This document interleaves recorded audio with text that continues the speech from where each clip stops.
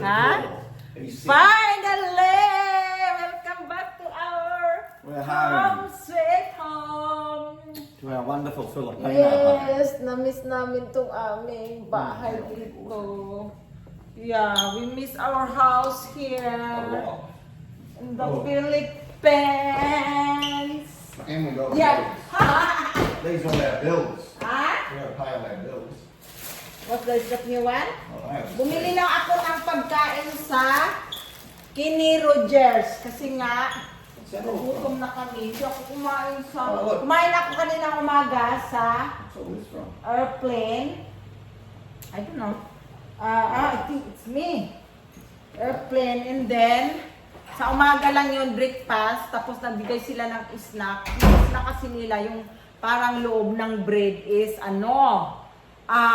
lamb. Hindi ako kumakain ng lamb, kaya binigay ko kay husband. So nagutom ako.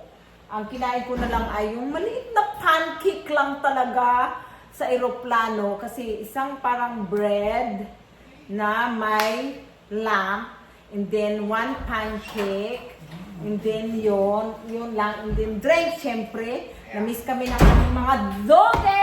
Excited sila. Grabe, dumamba talaga si Oscar sa akin. As in. Woo! Grabe, anong oras na? 7! Not bad, hindi very late. Ayan si Kai Kai, ang aming grandson. So ito na ang aking nabili. So dumaan pala kami sa ni Makmak sa Yam Sisig. Bumili ako ng sisig para kay husband. And then rice, Java rice. I Sunday, so I do that.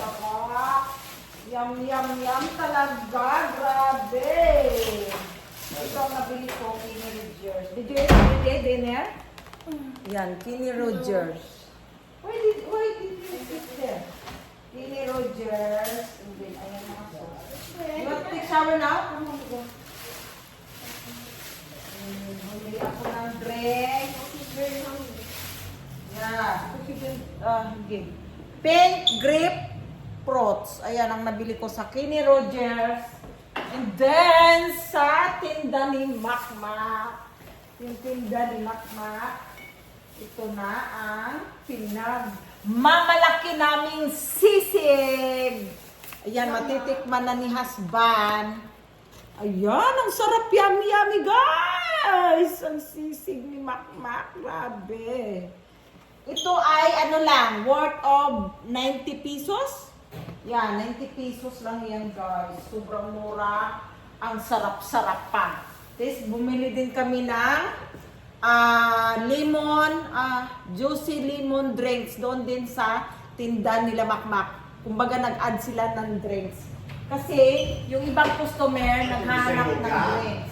So, Java rice! Yes! Kasi walang mga tao dito sa bahay, busy sa mga live. Kasi kagaya kay Makmak, nag-start na ng kanyang Yam Sisig business. You know, sa harap ng aming milk tea, sa dinalupihan lang. Ayan ang kanyang mga tinda. Kaya visit na kayo guys! Ano pang hinintay nyo? Mwah!